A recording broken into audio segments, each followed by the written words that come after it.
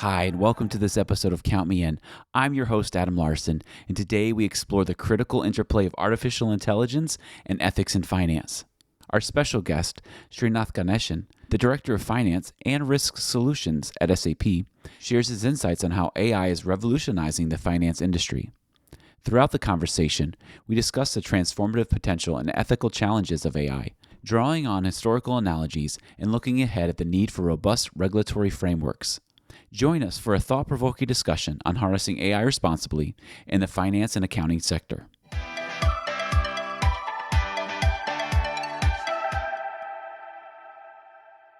Sri, we're so excited to have you on the podcast today. I'm really excited to be talking about AI and the ethics of AI. And I figure we could start the conversation by talking about, maybe you can start by sharing your perspective on the importance of ethics and AI, especially in the context of the finance team. Hey, thank you, Adam, and thanks, IMA. It's my pleasure as well to share my perspectives on this topic, which is very sensitive, which is also on top of all the finance leaders as we speak now, right? So IMA took a right decision of taking this topic so that as finance leaders, we share our perspectives to the community and bring that perspective.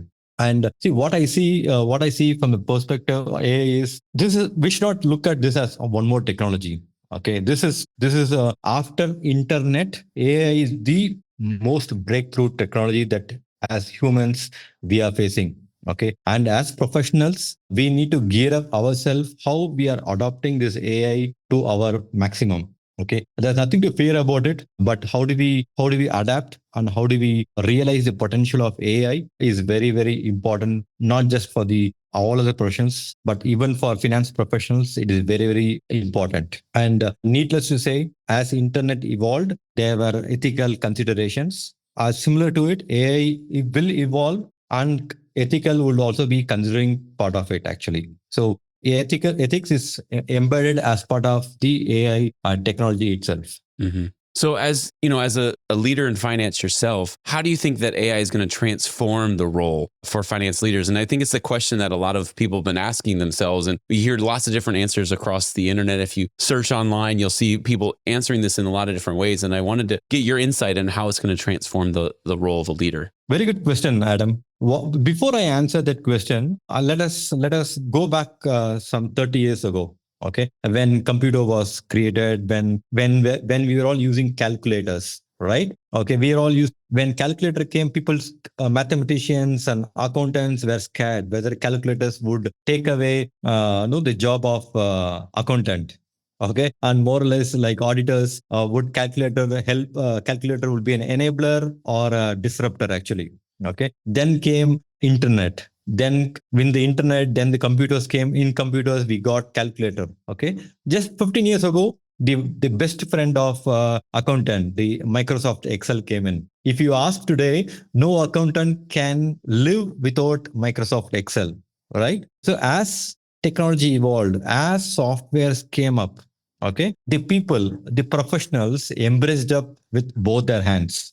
Okay, there were fears, there were concerns, there were disruptors, but with every disruption, there was an opportunity, right? And in all this opportunity, people survived. And I'm sure as part of AI also, we are definitely going to embrace it with both hands. We are going to make use of AI for the betterment of the accountant.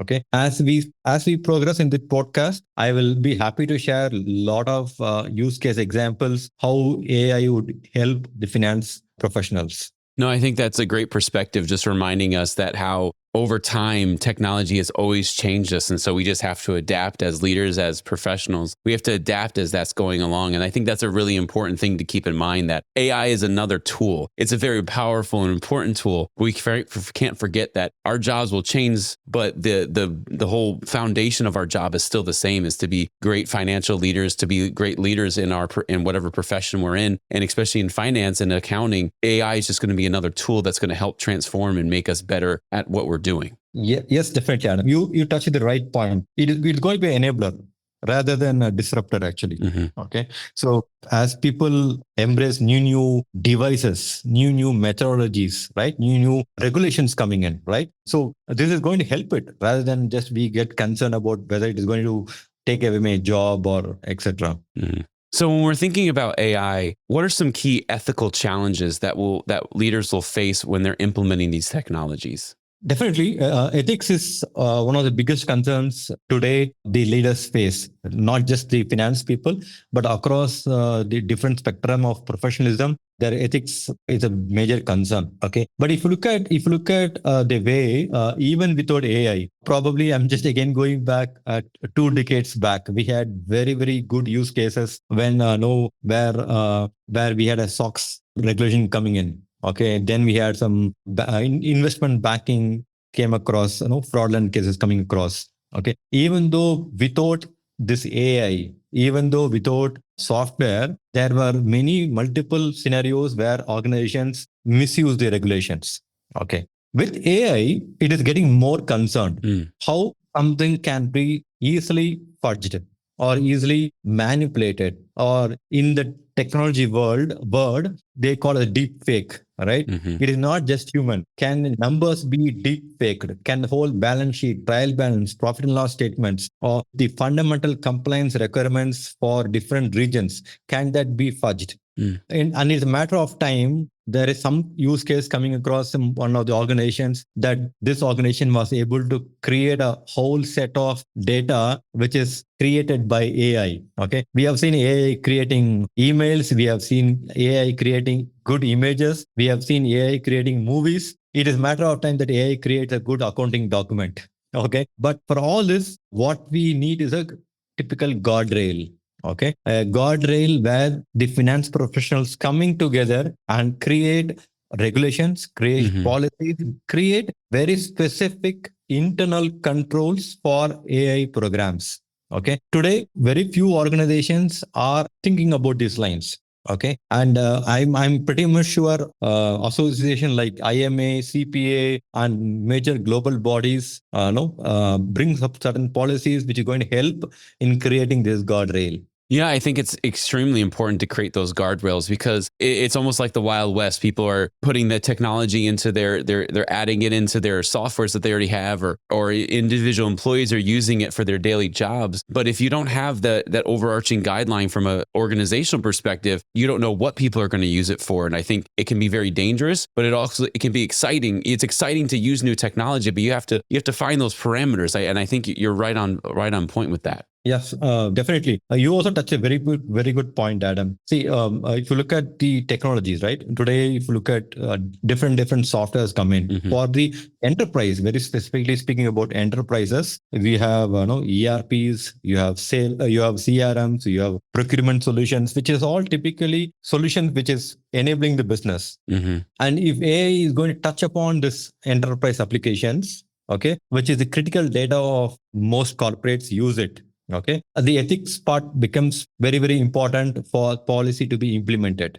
Okay, and that's where businesses need to be cautious, and especially the CFO community or the finance professional community has to be doubly careful what they are signing up. Right? No, when they sign the balance sheet or when they sign up the trial balance, they are doubly cautious that they are signing up without any major intervention from the platform. Hmm. Now, do you think that things like bias in AI algorithms can impact decision making and the use of AI? I know that that's been a topic, especially when you have AI learning from all of the internet and all those things. There are certain biases that are kind of underlining things that people may not realize. Are there things that we should be concerned about, especially when using AI with finance in the finance community? And are there steps to help mitigate those risks? Definitely, Adam. See, if you look at bias, it's a very sensitive topic. As humans, we are biased, right? Let it alone technology. Even as humans, we are biased. But we have come across that barrier by putting controls, right? By proactive thinking, okay? By creating policies within the organization, how we could able to overcome, okay? Similar to this, AI is an evolving technology, right? Hmm. It has to be fed right to give us back. Okay. In technology, I'm sure you would have heard about it very often. It is nothing but garbage in, garbage out. It's called GIGO, Hmm. right? What you fed is what you get. And with LLMs, with FLMs, with multiple language layer coming across, may act little smart, may have some bias, but it is up to us, who the people who are going to codify the AI, what algorithm that we ask, okay, what is that we want it from AI is for us to define, okay. And especially from the finance perspective, since finance is a very wide topic, it touches about investment banking, it talks about insurance, it talks about global trade, it talks about compliance. Okay, bias would come across. Okay, but how far we are going to adapt and adopt this non-bias attitude towards AI platform will set apart. Okay. So technology like ChatGPT or Gemini, whichever is coming across, are day by day evolving and removing these barriers one by one. And definitely as days goes by, this not only bias but the intelligence of AI would make it more smarter for us to use. Yeah, and the smarter it becomes, the better it is, the better of a tool it'll be for us to use it. Now, do you think it's important that technology companies have transparency on what services and what elements within their technology is using AI? Do you think that it's very important that they use that transparency? Because, people have been using machine learning and those types of technologies for many, many years now, and people that may not have realized like the code behind the technology in the past. But now with it being such a prevalent thing, is it important that they have that transparency, and is there an important relationship between that and trust? Yes, definitely. And that's a very good sign also, Adam. So if you look at today's large organizations, right, let it be Google, Apple, SAP, Oracle, or whichever organization which comes across as a very large players, right? Even before they bring the AI to common use, okay, they have taken steps to be more ethical. Okay, and they are responsible organizations in creating these guardrails, creating policies, creating such a kind of software which is only for a betterment of a community, right? Rather than thinking about coding, rather than thinking about the end use of this application, okay, they have actually thought about it as a very responsible organization, as I mentioned earlier, and they have put this practice in coding itself. That's where if you see Microsoft, Google, SAP, or large organization, they have created AI policy, AI ethics as part of their coding, the AI quality policies, AI standards before release. Okay, and this is going to help not their own companies but also the users of this platform. Okay, for example, you and me, when we are going to use AI platform today, we don't think twice before asking certain queries. Do we think we just query it, right? Thinking that the answer would be right, the results would be right. Okay, unless until our intention is bad to get something to numbers, but from their side or from the coding perspective, from the technology invention perspective, those things are taken care of it. Okay, there could be one or two exceptions, but largely large players, they have their own regulations. Okay, not only from this perspective, from a regulatory perspective, let it be the US government, let it be the European Council, or let it be the UN, large financial bodies like even in fact IMA, or if you take IFRS, they also have brought AI ethical standards, a kind of a booklet, a kind of a policy guidelines to be followed. Okay, and such things help AI to be more regulated, okay, and more intelligent for the business and the finance, and especially for the finance professionals going forward. Now, how important do you think regulations are from a governmental standpoint, like whether it's the US, the European Union, the UN, India, whatever, wherever the listener is? How important do you think regulations should play in the development of AI and especially AI practices? You mentioned a little bit in your last answer, then you talked about how organizations individually should have their own AI policies, but how important do you think it is that you have that overarching governmental kind of regulation, whether it's a body like IFAC or IFRS or different regulation bodies? How important is that? It's very, very important. Okay. In fact, if you look at, I'm just going back again, when Facebook came or when the social media, there's a boom of social media, nobody regulated. There was no regulations, right? It evolved actually. Over a period of time, organizations, the governing bodies, the regulatory bodies woke up.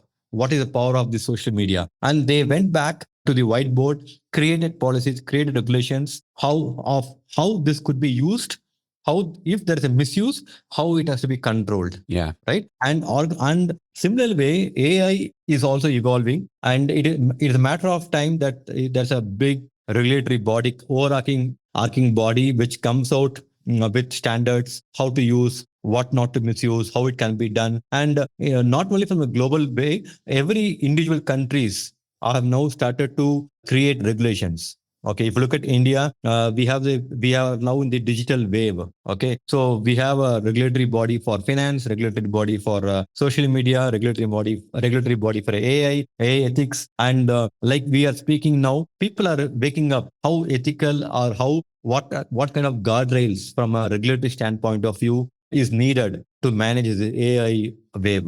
Yeah, I think that's really great because it's almost like you kind of need the technology to start. You need the regulation bodies need to see how it's being used, and they need to understand themselves. So it kind of needs that, you need that transition period of people watching it, seeing how it's using it, and then they can make their policies. Yes, definitely. It's like a new financial regulation. For example, if you look at international trade, no, a trade between Europe and US was a free trade.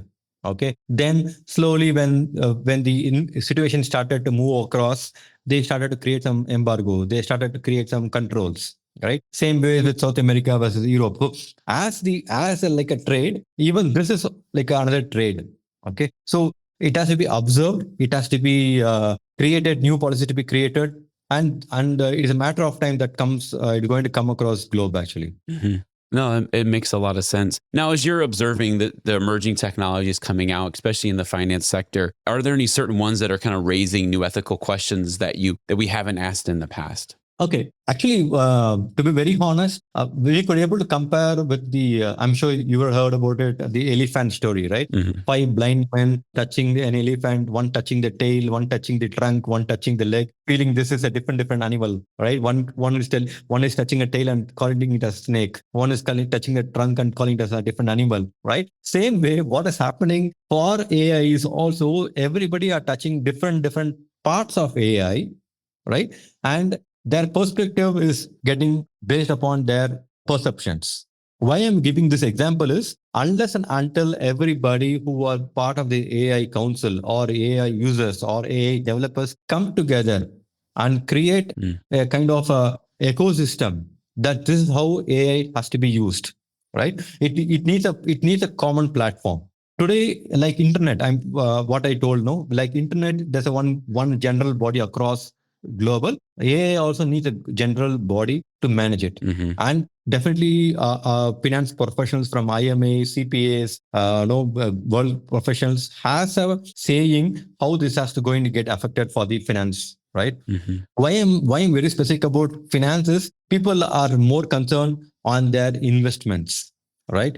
People are concerned about their stocks, right? And I'm sure you know, a small bad news about a stock listed company will create a ripple effect on its revenue. Yeah. Okay. And AI plays a very important role of how such thing doesn't happen for a listed organizations. I think you bring up a really important point, especially with your example, the elephant example. I have heard that in the past, but it's been a long time. So that brought a smile to my face because it highlights the importance of the importance of diversity of thought. Because everybody has had different experiences growing up. They've had different experiences with the jobs they've had, with their environmental, where they live, the people they've interacted with. So when they see something new and they see a new technology like AI, they see it from their perspective. And unless you bring a number of different perspectives to the table, you cannot have great regulations. You cannot have a well-rounded perspective on how this new technology is going to impact us and how it should be regulated, how it should be used in all those different ways. And so I think you bring up a really great point that diversity of thought is so important when we're dealing with new technologies or actually anything within business, within our lives. Diversity of thought is extremely important. Yeah, definitely. Yes. So how do you envision the evolution of ethics and AI and the impact on the finance sector as we look into the future, as we look into how things are changing? And it's changing very rapidly. Like if we have this conversation 6 months from now, your answers,